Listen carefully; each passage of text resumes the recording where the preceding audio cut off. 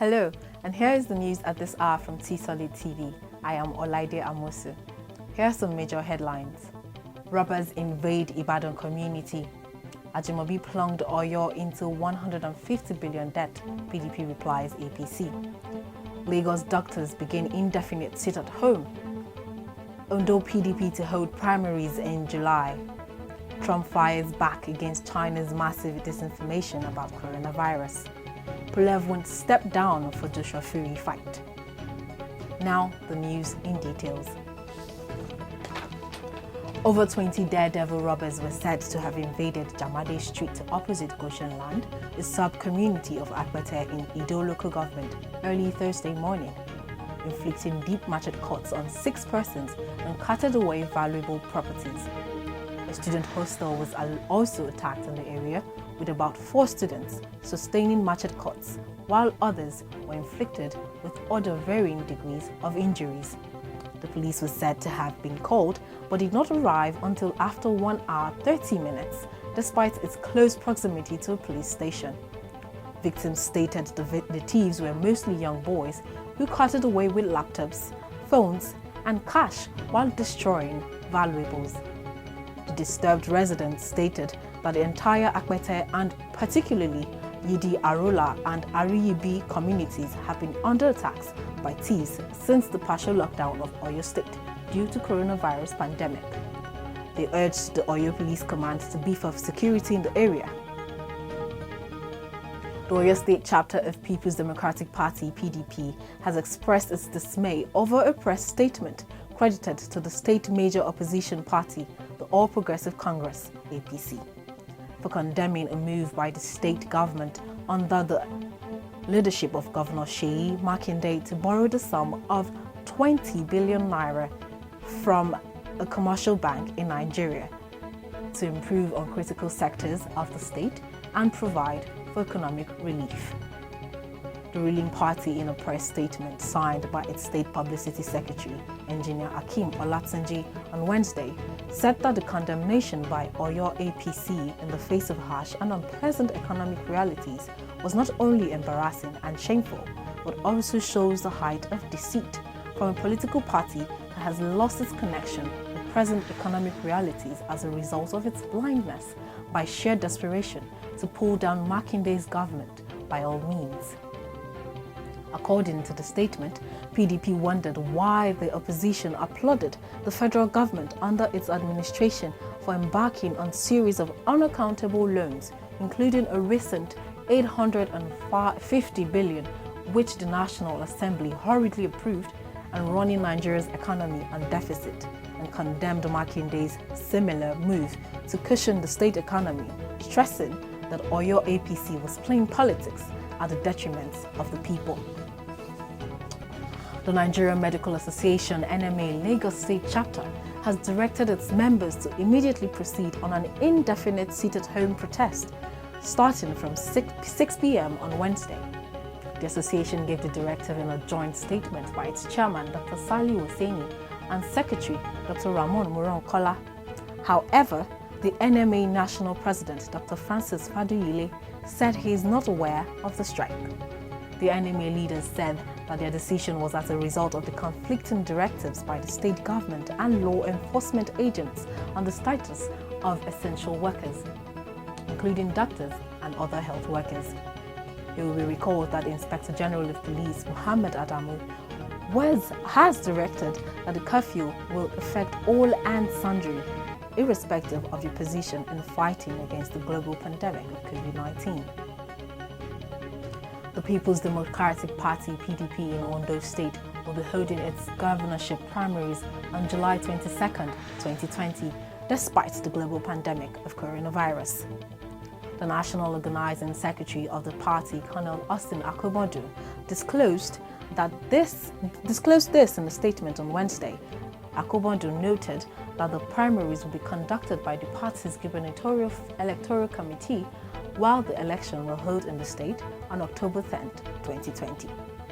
According to the schedule, the last day of the submission of the names of the governorship candidate and the deputy candidates to the INEC is Tuesday, July 28, 2020. It further stated that the last day for withdrawal and replacement of withdrawn candidates by the National Working Committee of the party is August 18, 2020. The Academic Staff Union of Universities, ASU, has lashed out at the Minister of Labour and Employment, Dr. Chris Ngige, describing his statement that lecturers are sitting at home playing Ludo as reckless and uncharitable. The union stated that the arrogance of the Buhari administration is manifested through the unclipped mouths of his ministers.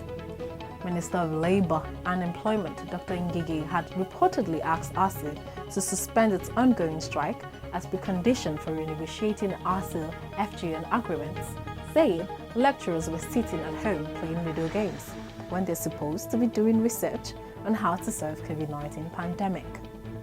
ASU, in a release signed by the INVADE zonal coordinator of the union, Professor AJIMOBI, stated that in a climate of responsible governance and leadership, the government will be making moves to meet the demands of the union to get the strike suspended. According to the union, the members of the union have been making giant inventions and playing frontline role in the fight against COVID-19, even when they have to contribute their money to develop ventilators because they have irresponsible government that has refused to fund and invest in research. Adejimo stated that in a saner climate, people like Ngige would have resigned or become ex-ministers as a conciliator general of a government that lacks the will to honor memorandum of actions signed with the union. ASU maintains that the pandemic has exposed the wickedness of the leadership of Nigeria, who votes 8% of our 2020 budget to education as against the 26% prescribed by UNICEF. On the accusation against ASU by the Accountant General of the Federation, ASU declared that the Accountant General should be bold enough to account for the corruption surrounding the IPPIS as exposed by the union. It maintained that the AJF is boasting on trampling of the University Autonomy Act by forcefully enrolling her members into the fraudulent platform. But the union disclosed that the AJF should invite EFCC to arrest those who supplied fictitious names to the IPPIS, stating that members of the union do not prepare salaries nor work in bursary department of institutions. Moving on to the foreign scene, the US President Donald Trump unleashed a series of scathing tweets Wednesday night in response to what he called a massive disinformation campaign launched by the Chinese government regarding the coronavirus outbreak. Trump said Beijing was desperate to have sleepy Joe Biden win the presidential race so they can continue to rip off the United States as they have done for decades until he became the president in 2016. He also accused two top Chinese spokespeople of trying to deflect the pain and carnage that their country spread throughout the world. Trump and his administration have blamed the Chinese government for the pandemic. They accused Chinese officials of downplaying the scale of outbreak in Wuhan and providing faulty data to the rest of the world, resulting in nations around the world, including the US, being ill-prepared for the actual impact of the virus as it crossed their borders. The president's Wednesday night tweets followed a series of posts earlier Wednesday from Lian Zhao and Hua Chunying, who's two spokespeople of the Chinese Foreign Ministry. In one message, Zhao blasted Trump's threats to end all US funding for the WHO. Regarding President Trump's letter to the World Health Organization Director General, Dr. Tedros, was quoted to say, "We think the US should focus on beating COVID-19. Zhao also wrote, "Rather than give an ultimatum to the organization that leads global epidemic response, a 2-day-old baby has died with coronavirus in South Africa, one of the world's youngest victims of the virus. The mother had tested positive for COVID-19 and the child subsequently tested positive," the health minister said. The baby had lung difficulties, which required ventilation support immediately after birth. The baby was born with a low heart rate, and the coroner listed the primary cause of death as severe hypoxic ischemic encephalopathy, meaning the brain was starved of blood and oxygen, while maternal COVID-19 was listed as a secondary cause. South Africa Health Minister Dr. Zweli Mkhize said the 2-year-old baby was one of 27 new deaths recorded in South Africa in the last 24 hours. The country has the highest number of cases of COVID-19 in Africa. Moving on to the exciting world of sports, UEFA President Alexander Ceferin is upbeat that confident football will soon return to normal in the wake of the coronavirus pandemic, and would bet $1 million that the postponed Euro 2020 tournament will take place in 2021. During a newspaper interview on Wednesday, Ceferin said football has also stayed the same after previous challenges. However, lessons could be learned from the health crisis, which brought the game to a standstill in almost every country of the world. Germany's Bundesliga restarted on the weekend behind closed doors, and other big leagues, as well as UEFA's Europa and Champions Leagues, are to follow with the aim of completing the season by late summer. That was made possible when UEFA postponed the Euro tournament by 12 months and asked whether he would bet $1 million that it would really take place next year. Ceferin was very upbeat.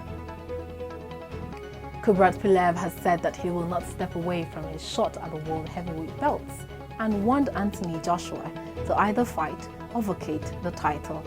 The Bulgarian is a mandatory challenger for Joshua's IBF title, but their planned bout on 20th June was postponed. Pulev was due to face Britain's Joshua in 2017, but withdrew because of injury and was also in mandatory position when Joshua lost to Andy Ruiz Jr. in June 2019. Joshua holds the IBF, WBA and WBO belts and has talked of his desire to face WBC champion Fury, who is due to face Deontay Wilder for a third time when boxing returns after the coronavirus pandemic. And with that, we've come to the end of the news. A quick recap of the headlines. Robbers invade Ibadan community. AJIMOBI plunged Oyo into 150 billion debt, PDP replies APC. Lagos doctors begin indefinite sit at home. Ondo PDP to hold primaries in July. Trump fires back against China's massive disinformation about coronavirus. Pulev won't stop down for Joshua's Fury fight. The news was compiled by Mobola Badekale. I am Olaide Amosu. Good day and thank you for watching.